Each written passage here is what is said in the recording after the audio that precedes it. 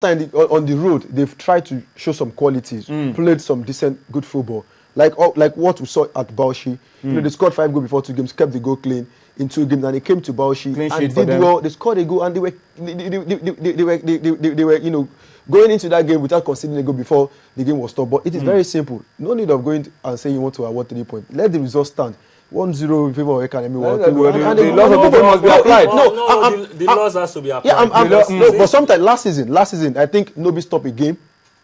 I think in somewhere in Ekiti against Rising Stars, and the results just stand because sometimes you have to consider the man that scored on the road. It is not easy to get goals on the road. And the 3 points, 3 goals will be going to the away team. Yeah, I understand. But my opinion is for a guy that scored on the road. And I think he's even a foreigner. For a guy that's gone on the road, that's the player of the week. And Azan, should get the advantage. So the results should just stand. It's just less than 10 minutes before to end the game. The results should stand. Anyway, according to the rules of the game, Toby, if the rules are applied, if Academy really carry this on to the disciplinary committee, they don't need to carry it. The LMC should be involved. They should know that are alerted. You need to write petition. You need to protest formally. Yeah. So they should get 3 points. But the scorer of the goal could still have his name amongst the scorer because he's our player of the week. Hassan Hussein, a Chadian, is our player of the week. He scored the goal that ensured that Lobi, I beg your pardon, that El Kanemi led 1-0 in Bauchi versus Wiki Tourists until the game was abandoned. So, good one for this Chadian. That's what we're very good people in Nigeria. Yep. Good hosts. We'll receive you. Come and express your talent. And of course, the top scorers, Dilola Nundari of Sunshine, still on 11 goals. Ogene Karo Etebo of Warri Wolves. Both players are in the Super Eagles team getting ready for Côte d'Ivoire this weekend. We hope they are able to score plenty of goals for the Eagles as well. We have Bishop Onyudo of Enyimba also on 9 goals. I think it's crossed over from Gombe United. Yeah, and he scored for Enyimba this weekend. Yeah, and he scored for the Enyimba. And then we have Victor Namo of Nasarawa United. We have Rabiu Ali, who is also with the Super Eagles. And then, of course, Issa Ako of Atland. These are top marksmen. On 7 goals, we have Fred Okwara of Dolphins, Yaya Adamu of Kwara, Anfon Udo of Aqua, and Peter Ebimobowe of Bayelsa United. So this is what it looks like, of course, when you talk about those who are scoring goals for their clubs. Gentlemen, before we go on to some other things, 2 games played behind closed doors today, over the weekend. In Ibadan, 3SC against Dolphins, in Owerri, Atland against Warri Wolves. Both games, even journalists are not allowed to cover the game. For me, it is applying the law a little overboard. It's a little overboard for me because there are standard rules by FIFA and CAF on closed games, and in those games, journalists are always part of the games. Closed games are for fans, unruly fans, as a way of punishing them for whatever they must have done in the past. Or any official found guilty. Or officials found guilty, not journalists at all. I think it's really a very, very, very wrong one, particularly the one we witnessed in Ibadan over the weekend. That's the game between Shooting Stars and Dolphins of Port Harcourt that ended in a goalless draw. I think it was indeed very, very wrong for the FA chairman who actually stopped all journalists. And interestingly, the FA chairman is also the chairman of the NFF of the whole committee. Yes. And he said the journalists are not important. Yes, he said so. He said the journalists are not important. So he actually shocked the doors on. That's a slap on our face. Yeah, like I said, early this morning, for me, I've covered 6 NPFL close games. I covered Sunshine Stars versus ABS even last season. The last closed door game 3SC played in Abeokuta. They lost to Rangers against Uche Warfare. I was one of the journalists that covered that game.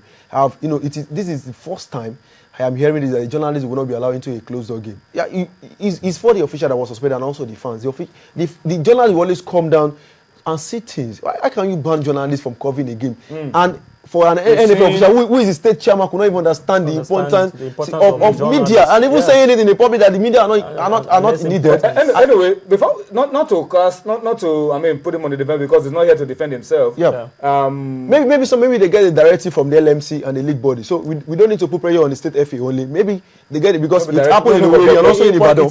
I've never seen such happen before. Just like Tony said, even over there in Europe where they have a very organized league. TV cameras, come to cover the games. Yeah, the games. Sunshine Club Africa was played on a closed door. We see journalists and also cameras and videos coming in.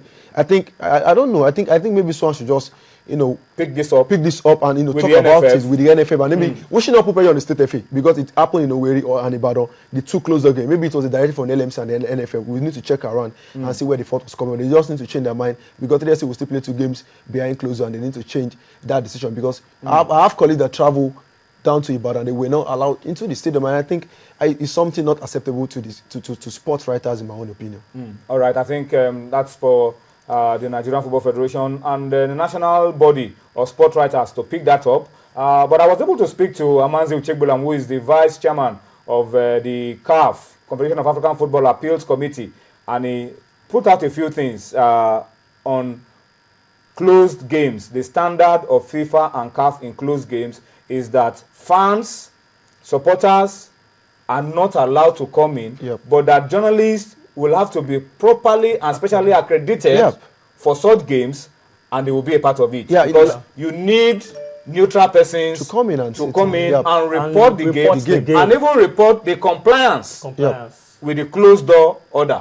Yes. So I think we can learn a few lessons from what Amazo Chigbolam said, and that is what you are seeing on your screen. It says any game that has been declared closed by FIFA and CAF suggests that no attendance by supporters of the clubs involved. And it says it does not, however, include the media who are accredited for the purpose of the game. And it gives an idea of what to be done in Nigeria. It says the concerned FAs, the state FAs as you talked, as you mentioned, should therefore provide accreditation for recognized members of the media who will be needed to provide balanced and unbiased reportage of the game and the compliance levels of the closed encounter. That's Amanze Uchegbolam, former NFF Vice President and the Vice President of CAF Appeals Committee. I hope that good reason will prevail. Shooting Stars still have 2 more games. 2 more games. Atlas still have 2 more games. And interestingly, Amanze Uchegbolam is the FA chairman of Imo. He says he didn't know that was what was going on, although the match commissioner came out in Imo and apologized for shutting down the media. But I hope these things will not happen anymore. But let's allow you to talk to us, feedback on Sports Tonight. Talk to us about all of the issues we've raised, and let's know what you think about some of these things. Some of your comments are already coming in. We'll take them real time as we go on Sports Tonight. Let's just pause for a little break. When we return, we'll talk about the National League, we'll talk about the Women League, and we will go abroad. What is happening in Cameroon and CAF Champions League, CAF Confederations Cup on Sports Tonight. Join us again. Fun, inspiration, and knowledge. That's what you get from readers, writers, publishers, and the entire book world. Get some interesting reviews, events, interviews, and latest updates from the book world. The channel's book club, inspiring you 1 page at a time. If you want to know what's trending or you miss your favorite live shows, you can watch it all on our YouTube channel. Simply log on to www.youtube.com/channelsweb. Scroll down to your favorite program and click play. You can also view all uploaded videos by clicking on View All. Don't forget to subscribe and get the latest videos. If they are interesting, like them and be heard. Get connected with the channel's television YouTube page. The news at your fingertips. Thank you so much for staying with us. And let's just quickly make some corrections. Our good friend Jeja Paye, league bloggers, has corrected us. Sharks of Port Harcourt are no longer bottom of the log. It is Wiki Tourists of Bauchi that are now bottom of the log. 23 points in the Sharks move. They have to get serious. Yeah. No time to tour around. Of course. But Wiki Tourists are bottom of the log, and Sharks have moved up to 18th now. For Gbenga Gubote side, it's a big move. Although it's still not safe. It's not safe yet. Everyone was surprised when Gbenga Gubote pick up the job, but if Redknapp could pick up a keep it out job. Why not go Bubote? But Quickpa got down at the end of the day. They got down at the end of the day. I'm just talking about what Bingo Bubote achieved before he moved to Sharks FC. The Sunshine Stars. But I think he got in mind and also the belief he can help Sharks. To survive. It won't be. I think I will be surprised. Sharks is one of the teams that got pedigree. They should not relegate. But let's see maybe Bingo Bubote. There's nothing like pedigree when it comes to relegation. Of course, after the 3 years have gone down before. And it's looking as if they will go down this season. They don't get things right. Big teams. Sharks have gone down before. Dolphins have gone down before. So it's not anything about pedigree. It's about not starting well and struggling all through, and then the season is over. They had the very longest romance at the bottom. I think